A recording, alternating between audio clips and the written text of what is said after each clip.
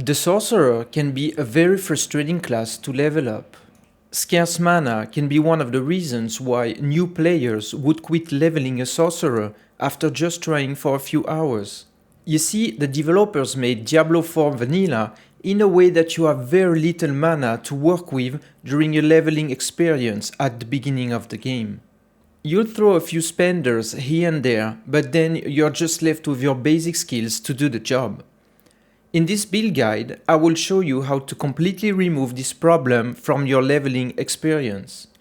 After many leveling runs, I've put up the most optimized route for your 1 to 50 leveling journey. And the great news is, it's extremely easy to achieve in both softcore and hardcore mode. The overall tankiness of the build, the access to a Cheatdeath, and the huge power spikes you reach early on make it a super safe way to rush level 50 with a hardcore character.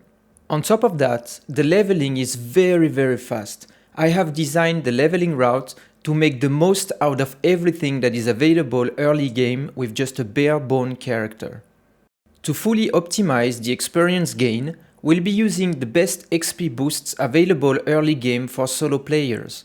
25% increased experience from killing monsters that are 3 or more levels above your character level, and 20% increased experience from monster kills in veteran difficulty, World Tier 2. If you follow this leveling guide to the letter, you will unlock the best in slot guaranteed legendary aspects and craft them on your gear super early to gain a massive power spike for the rest of your leveling to 50. And while you're doing that, you will unlock the first renown milestone in each region to gain 5 free skill points, giving you a noticeable power boost during your leveling journey. What you see in the video gameplay footage is an implementation of what I'm talking about. I'm farming a stronghold that's 4 levels higher than my current level in World Tier 2 difficulty for the most optimized XP gain. And as you can see, the build is not having mana issues at all. It feels very smooth while still very powerful, even though my gear is super crap at that stage of the game. We'll be rocking that build as early as level 30, and we'll have it fully assembled at level 32. From there, farming will be a breeze, whether you want to start doing the campaign or continue farming content that's 3 levels ahead in World Tier 2 difficulty. But wait a minute, did I just say that we'll be starting the campaign main quests at level 32? Well, Rod Ferguson said it. Play the game in your own way. You can definitely farm your build first and then start blasting the campaign after if you want to. And guess what? That's currently the most optimized way to level your character to 50 as a solo self-found, hardcore or softcore player. First, let's have a look at the farming route. After the mandatory campaign main quest at the beginning of the game, you're level 8 and asked to go to Yelesna for the next main quest. That's when you want to stop progressing the campaign to collect all the aspects that will allow you to assemble the best in slot aspect build, or the BISA build as I like to call it.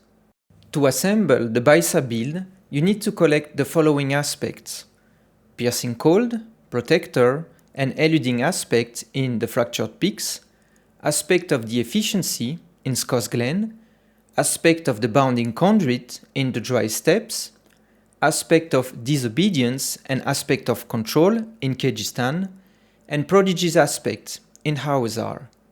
And while collecting those, you will be claiming just enough waypoints, Altars of Lilith, and exploration points to unlock the first renown milestone in each of the 5 regions.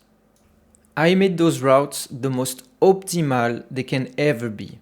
And as a side note, I'll make sure this leveling guide is updated every season and every time Blizzard makes a single change to the leveling process. So I highly suggest you subscribe to the channel to benefit from those updates. Knowledge is power, my friend. Okay, let's start from the beginning. After you've talked to Reverend Prava, you're finally free to go as you please. Prava will ask you to go to Yelesna, so let's do that. But on the way, we'll do 3 outside world events because they are the best source of gear upgrades and Obol gambling you have access to early on. In the Fractured Peaks region, we don't need to bother with the Altars of Lilith, because we'll be overcapping the first renown milestone. You'll get it halfway in run number 2. So do those 3 events, then claim Yelesna Waypoint and complete Prava's main quest. From there, head to the Deadman's Dredge dungeon east of Yelesna. Complete the event that's next to it before entering the dungeon, and check it again after the dungeon in case it respawns.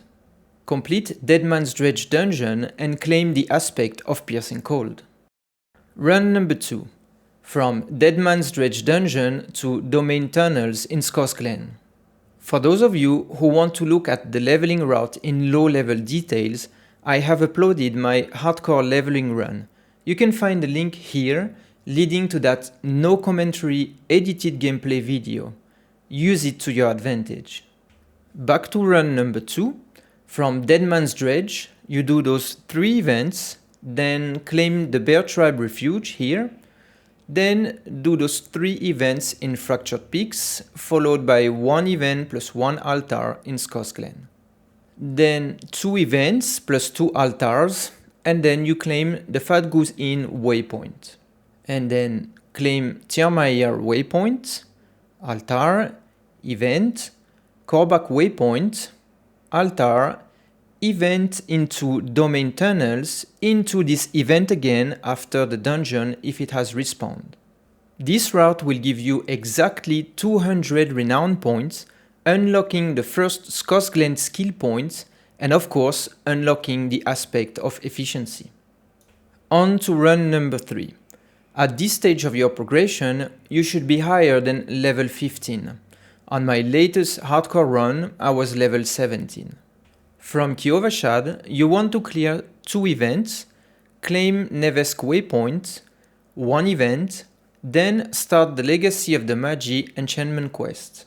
For this quest, you have to venture into the Lost Archives dungeon to find a codex. After you find it, clear the dungeon to collect the aspect of the Protector. Then finish the Enchantment quest by clearing a cellar. We'll discuss enchantment options later on as we dive into the different builds you're gonna be using during leveling. Run number 4, final run in the Fractured Peaks region. Again, start from Kiovashad. 1 event, claim Menestad Waypoint, 1 event, and finally clear the Caldera Gate dungeon to claim the Eluding aspect. Now run number 5. From Nevesk, head west. 1 event plus altar, 1 event, then clear the Sealed Archive dungeon for 30 renown points and grab the nearby Altar of Lilith. Then 1 event, claim Girandai Waypoint, 1 event plus altar, go to the Fields of Hatred, the PvP zone. Obviously, you don't want to mark yourself for blood, you don't want to fight other players. If you don't mark yourself for blood, other players cannot attack you. Then you want to do 1 event, 1 altar and 1 event, before claiming Al-Suda Waypoint and talking to the PvP NPC there to get some additional XP. Finally, 1 event, then complete the Comdor Temple to claim the aspect of the Bounding Conduit, and after that check if this event here has respawned. This route should give you exactly 200 renown points to unlock the skill point of the Dry Steps. On to run number 6, my favorite one, because we'll get to assemble the BISA build and start blasting. From Al-Suda Waypoint, head southeast. 1 event, 1 altar, claim Tarsarak Waypoint, then altar, venture into the Halls of the Damned and complete it to unlock the aspect of Disobedience. And now, the moment we've all been waiting for. Doing all those events will have you farm several tens of Veiled Crystals and enough gold to imprint 6 aspects onto your rare items. Go to the Occultist and imprint in this order. Imprint your gloves with the aspect of Piercing Cold and your best ring with the aspect of Efficiency. Then imprint your pants with the aspect of Disobedience, your chest armor with the aspect of the Protector, your helm with the eluding aspect, and your boots with the aspect of the bounding conduit. Congratulations, you have assembled a good portion of the BISA build, but we still need 2 more aspects. One for mana generation that will make your life so much better, and one of the best aspects for damage, the aspect of control. Speaking of the aspect of control, we are going to our first zone that is of higher level than us. Wait a minute, is an incomplete BISA build able to deal with a zone and a dungeon that are 5 levels higher than us? Hell yeah. At this stage, you should be level 30 if you followed the routes I provided. You'll have 2 enchantment slots, a solid build, and a dream. But we'll get to those details later on when we discuss about the various builds you're gonna be using. For now, let's just stick to the farming route. TP to Tarsarak Waypoint, do the event southwest, claim 1 altar here, then enter the level 35 zone, get this altar here and this one there, then enter the sunken library and clear this dungeon. By clearing it, you will unlock the aspect of control and complete the first renown milestone for Kyrgyzstan at the same time. Go back to the occultist and imprint the aspect of control on your amulet. You will notice a huge power spike with this aspect.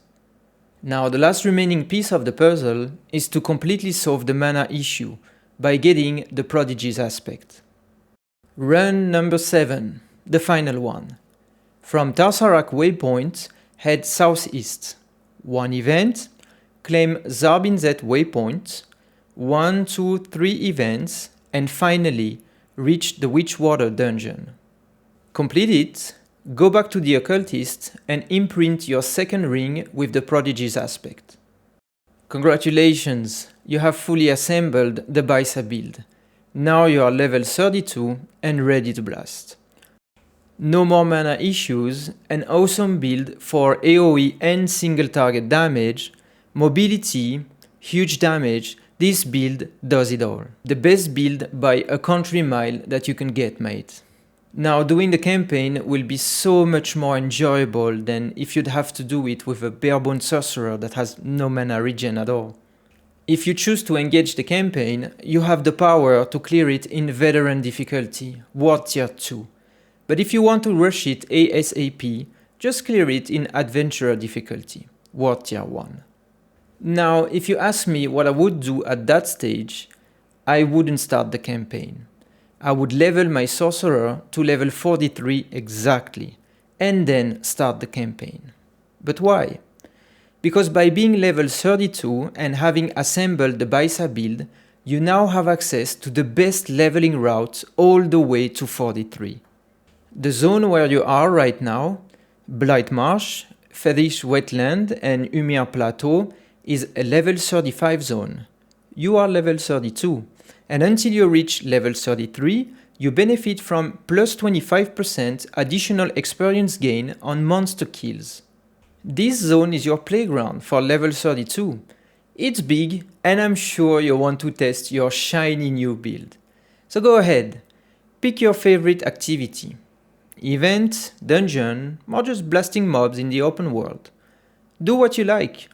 If you want to be efficient, just chain dungeons over and over. I've ranked the best dungeons in Hawezar from best to worst later in the video. If you want an epic battle, try one of the strongholds around. Or if you're thirsty for great storytelling and great cinematics and cutscenes, go for the campaign. If you choose to farm XP, you'll do level 32 between Umir Plateau, Fetish Wetland and Blight Marsh. Then, when you reach level 33, go to Dismal Foothills in the north, because it's a level 36 zone. Therefore, it will maintain the 3 levels gap for optimal XP gain. Once you reach level 34, move to the Riding Mire. It's a level 37 zone. And then, when you reach level 35, travel to Rotspill Delta, a level 38 zone. Level 36, your new playground is the Forsaken Coast and Toxic Fens. Both are level 40, so you can stay there until the end of level 37. Once you reach level 38, you could stay in the Forsaken Coast plus Toxic Fens, but the bonus XP will be less. It's only 20% for 2 levels above and 15% for 1 level above. Or you could challenge yourself and head to the Altar of Ruin, a level 45 stronghold in Kyrgyzstan. You would chain run this stronghold over and over until you reach level 43. If you do that, remember, do not claim the stronghold, just clear it, including the boss, then leave the game and start another game again. You'll be ported to a new fresh instance of the Altar of Ruin stronghold, ready to be blasted. Once you reach level 43, go for the campaign. That's the best moment to do it. That's how I would do it if it was to be done again. But hey, that's just my opinion and my playstyle. Just play the way you like, and the way that's fun to you and you only. This guide is just guidelines. At the end of the day, remember what Rod Ferguson said. Have it your way. If you're still not going for the campaign and want to efficiently level up further, pick the strongholds you like most and clear them without claiming them. You could do that to level 50 and even beyond, but that's not the most efficient way to do things. At level 43, it's best to clear the campaign, then the capstone dungeon to unlock World Tier 3 difficulty. Alright, after this extensive coverage of the leveling and farming routes, let's dive into the builds themselves. Before you assemble the BISA build, you want to rock the Lightning build, using Arc Lash as your basic skill and Chain Lightning as your spender. I don't like to use Hydra anymore. I really think that only one spender is enough, plus it leaves open a 4th defensive skill, Flame Shield, which is super helpful, even more in hardcore obviously. So the leveling goes as follows. Level 2, Arc Lash. Level 3, Enhanced Arc Lash, even though it doesn't bring much. And level 4, Chain Lightning. Make sure you are level 4 before engaging the first campaign boss, Exfal, the Scarred Baron. 5, Enhanced Chain Lightning for additional damage. 6, Greater Chain Lightning for additional single target damage. 7, Flickering Arc Lash for this great 18% additive movement speed. For the next 4 skill points, it really depends on your liking and if you play hardcore or softcore. I like to get Ice Armor first, then Teleport, then Flame Shield and then Frost Nova. But really, just get them in the order you like. Then, once again, for the enhancement order, it depends. For softcore, I like to first get Enhanced Frost Nova and Mystical Frost Nova for more damage.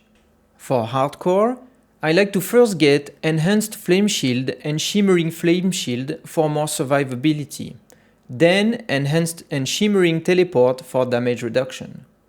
Long story short, the first 18 skill points should get you all 6 spells fully enhanced.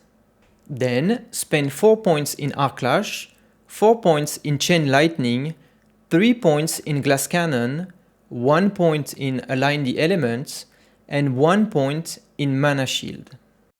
That's how you're going to spend 28 leveling points plus 3 renown points from the Fractured Peaks, Skos Glen and the Dry Steppes. This early leveling build has it all. Movement speed, mobility, crowd control, damage mitigation, health regen. It's very versatile. Very good to travel the Fractured Peaks, Skos Glen and Dry Steppes and half Kyrgyzstan. Pretty good stuff. For the enchantment slot after the level 15 quest, softcore you pick Chain Lightning for more damage. Hardcore you pick Flame Shield for the Cheatdeath. This is the best early leveling build you can have before pivoting to the BISA build. You'll find a build planner in the video description for quick reference. When you reach level 30, that's exactly when you want to pivot to the BISA build. You should be more or less level 30 when it's time to travel to the Sunken Library dungeon in the Ember Sands level 35 zone in Kyrgyzstan. If you're not level 30 yet, I recommend farming a few more events before attempting it.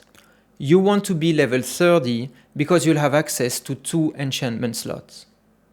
Okay, so how do you respec to the BISA build at level 30? You want 1 point in Frostbolt, Enhanced Frostbolt and Glinting Frostbolt as your basic spell, because it's a generator that applies chill and splashes on frozen enemies. We'll cover damage rotation in the next section. For now, let's just look at the respec. 5 points in Ice Shards, because this is your main damaging spell. You get Enhanced Ice Shards for the ricochet and Destructive Ice Shards for the perma vulnerable 1.2 separate multiplier on single target. For defensive spells plus glass cannon, same setup as before, don't change anything. For the conjuration layer, 1 point in Align the Elements plus 3 points in Mana Shield for damage mitigation. Then at the ultimate layer, 1 point in Permafrost and 2 points in Hoarfrost for the insane damage, because frozen enemies are also considered chilled. This is a level 30 sorcerer having 3 extra renown skill points. For the enchantment slots, of course Ice Shards for the insane AoE clear. Then for the second one, on Softcore we want Frostbolt for single target damage on elites and bosses. On Hardcore we want Flame Shield for the Cheatdeath. I'll explain why during the damage rotation explanations. Now let's have a quick look at legendary aspects. The aspect of efficiency starts to solve the mana issues that the sorcerer class inherently has. By doing the Frostbolt and Ice Shards attack cadence, you're going to optimize your mana consumption.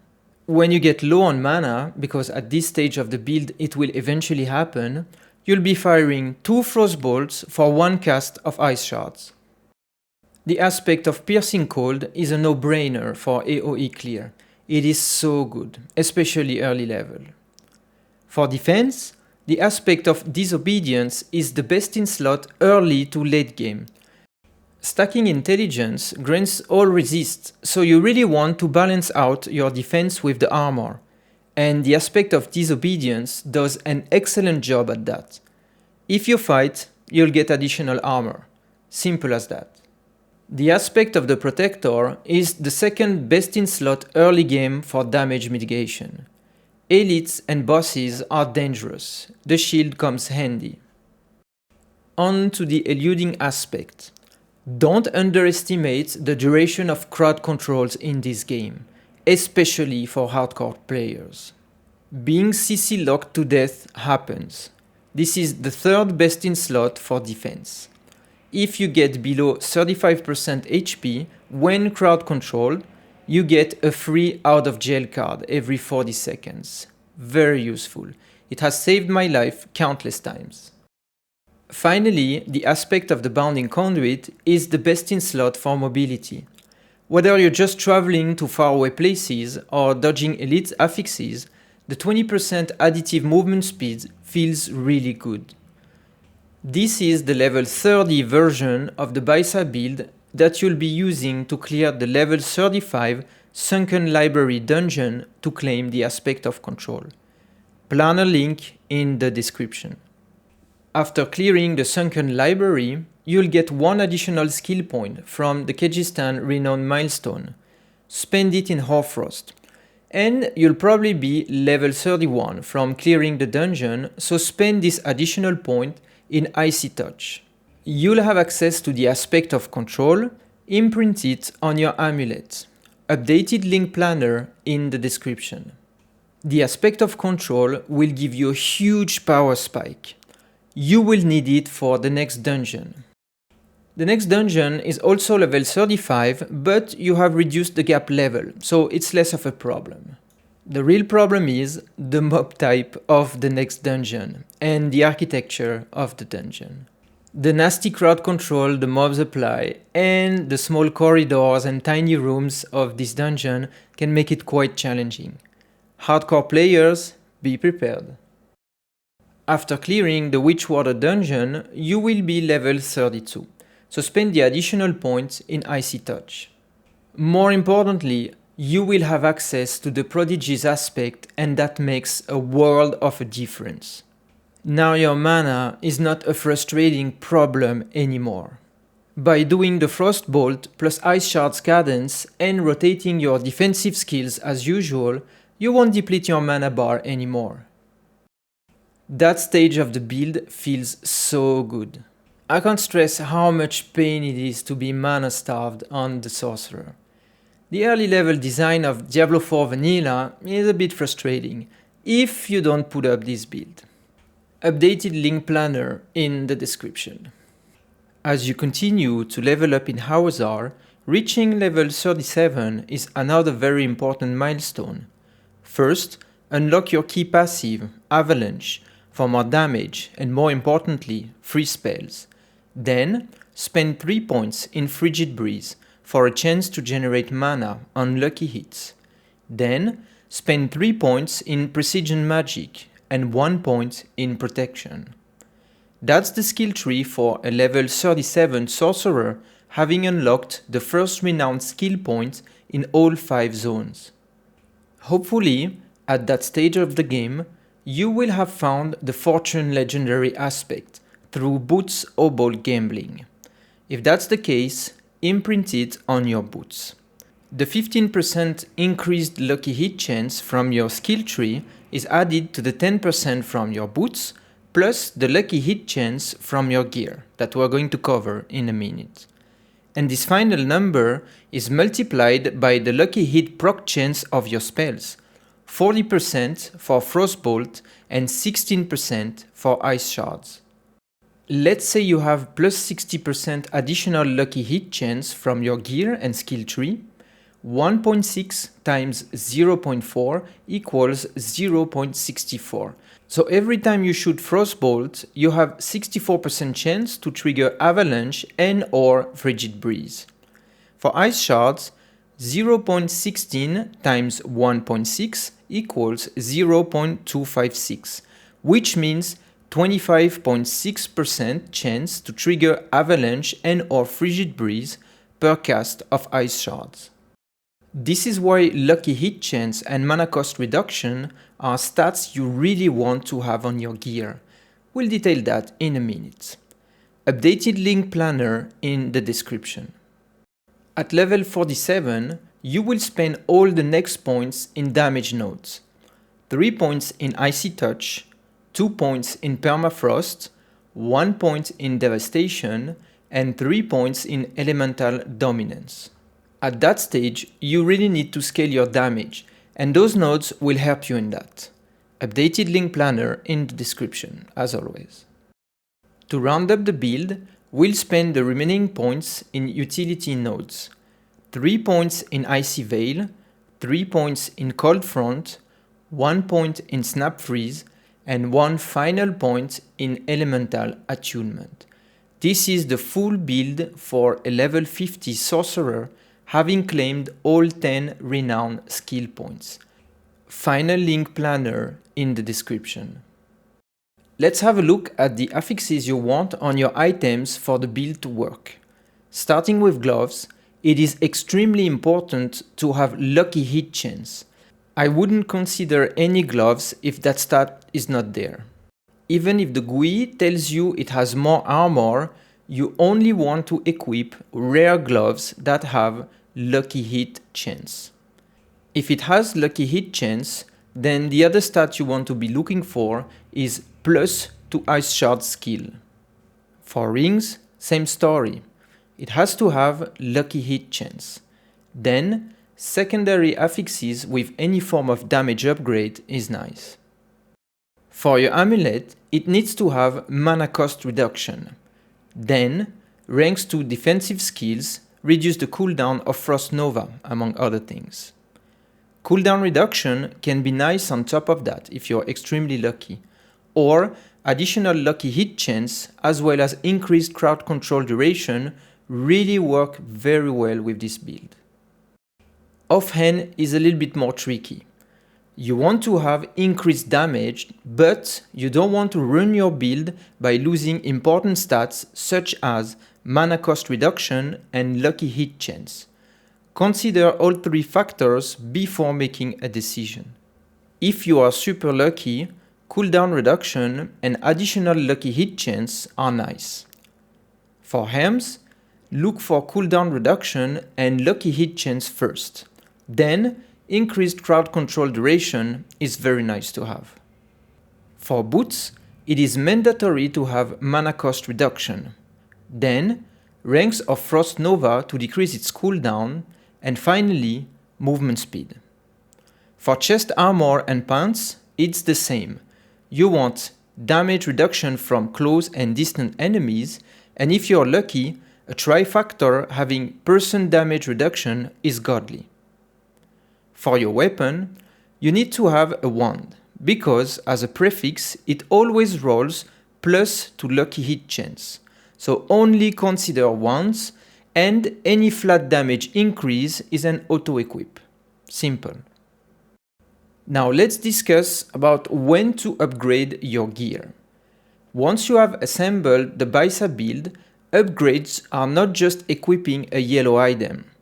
You need to imprint the new item with the same aspect as the one you are replacing. So only do this when the new item you have is a big upgrade, because it will cost you veiled crystals and gold every time you upgrade. You want to upgrade when you find an item that has 2 of the wanted affixes and your current one has only 1. Same story if it has 3 and your item only has 2. Big jumps in numbers are to be considered also. If you have a 2% reduced mana cost item and you loot a 7% reduced mana cost, then you need to upgrade, which means imprint and equip. The big advantage of playing the BISA build is that you already have your legendary aspects and you can imprint them as many times as you want. This way you can keep your well-rolled legendaries for mid and late game. Keep in mind that you can only imprint once from a looted legendary, so you don't want to waste it. Keep in your stash the best legendary rolls and trash the weak ones. When you will loot sacred and ancestral items, that's the time you want to imprint your looted legendaries. A non-sacred or ancestral legendary can be imprinted on a sacred or ancestral rare or higher quality. Keep that in mind. A quick word on gambling your Murmuring Obols. I like to gamble boots because I want to have a few well-rolled fortune and exploiter legendaries. The loot table of boots only contains 11 possible legendaries, so that's the best return on investment you can have. Gamble as many fortune legendaries as you can to imprint them as you continue to level up with the BISA build. For your level 32 to 43 journey, the most efficient way to level up is to chain run dungeons in a +3 level zone. So here are the best dungeons for that. I rank them from S, godly, to C, horrible. The rankings are based on the BISA build, because for it to perform well, we like things like straight narrow corridors, grouped up enemies, fast dungeons, etc. The ranking is also based on my playstyle. Like for instance, I hate zigzag corridors, because you can't splash ice shards well, because it shoots in straight lines. I hate to open doors and to maneuver in tiny rooms. Let me know in the comment section below if you have a different opinion on those rankings. In Ymir Plateau, the Endless Gates dungeon is godly. It can spawn a cluster of elites. So you just want to venture in the dungeon until you find that cluster, blow it up, leave the game, and restart the dungeon. Fat XP there. Bastion of Faith could be nice with its straight and narrow corridors. In Fedish Wetland, gosh, this is so hard to pronounce, I prefer Blind Burrows over Morgan's Works. In Blight Marsh, this dungeon here is not available if you don't complete the campaign. And WitchWater is horrible. A maze of tiny rooms and a mob type that CC you to death. No thanks. Grabbing its aspect was already annoying. The runes of Rakhat keep dungeons are all B tier. Not the best, not the worst, just average. In Dismal Foothills, I prefer Hidden Skip over Light's Refuge. Those two here are not available before finishing Act 5. In Rotspiel Delta, the Ancient Reservoir and Belfry Zakara are great options. In the Forsaken Coast, well, there's only one dungeon. And finally, in Toxic Fence, they are all horrible. So pick the one you hate less. Alright, now what about the damage rotation of the BISA build? Let's start with single target damage. Frostbolt Enchantment is big. It increases the chill applied by Frostbolt basic spell, and it makes Ice Shards apply chill. Remember the cadence, right? One cast of Frostbolt, then one cast of Ice Shards, rinse and repeat. Now with Frostbolt Enchantment, you don't need Frost Nova to freeze elites and bosses. With just the cadence, you're going to freeze them, which enables all your frozen damage multipliers, like the Aspect of Control, a 38% multiplicative damage, and Ice Shards that has 25% multiplicative damage versus frozen enemies. This is why we want Frostbolt as our second enchantment. The cooldown of Frost Nova is very long. We need a way to freeze elites to enable our damage multipliers to quickly burst them. Quick tip: to take down bosses and elites fast, once they are frozen, stop the cadence. Only shoot Ice Shards during the 3 seconds freeze window. Your lucky hit chance and reduced mana cost should back you up during those 3 seconds. If mana goes low, cast Teleport, Ice Armor or Flame Shield to restore mana thanks to the Prodigy's aspect. Frost Nova needs to be used for high density situations. It clears enemies in the blink of an eye as you manually shoot the thickest frozen monster. But the cooldown is long, so try to make the most out of it on big groups of monsters. For Teleport, Ice Armor and Flame Shield, I like to rotate them. I usually start with Ice Armor for the 6 seconds of shield. Then Flame Shield to be invulnerable for 2 seconds while restoring half the missing health. Then TP to get 30% damage reduction.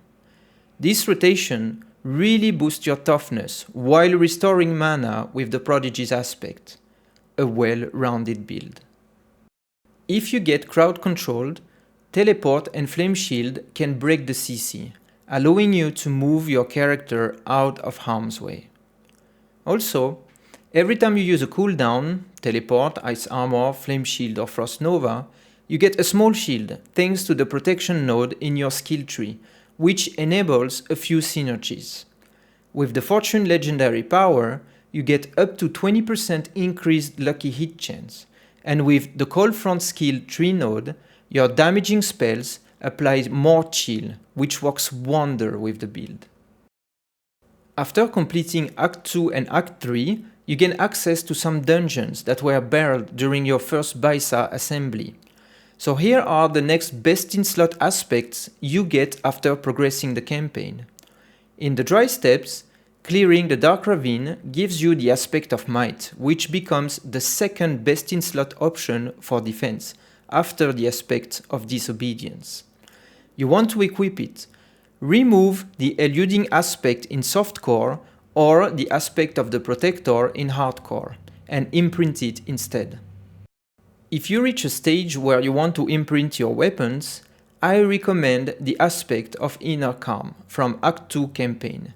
It will give you a 30% damage multiplier while standing still, like casting Ice Shards on frozen enemies for instance. Other decent options include the Elementalist aspect, the Stormswell aspect, the Edge Master or Expectant aspect. The choice is yours. Once again, all those aspects can be collected from just clearing dungeons. You don't need to loot any legendaries for that. To sustain your crafting material needs, salvage rares and legendaries for their respective currency, and sell magic and common items for gold. This is very important. You need both. Don't just salvage all or sell all. Salvage yellows and browns and sell blues and whites. Very, very important. Level 10, 20 and onwards, it is very important to upgrade your potions at the alchemist. At the blacksmith, you have the possibility to upgrade your items up to 3 times. Don't do it until you're swimming in gold and have some gear you will want to keep for a long time. Save your gold to extract aspects and imprint them, as it is very gold intensive. Don't socket your gear at the jeweler until you have a lot of scattered prism farmed from world bosses, and have some gear you will want to keep for a long time. Don't reroll affixes at the occultist until you have some gear you want to keep for a long time. Once again, save the gold for your aspects.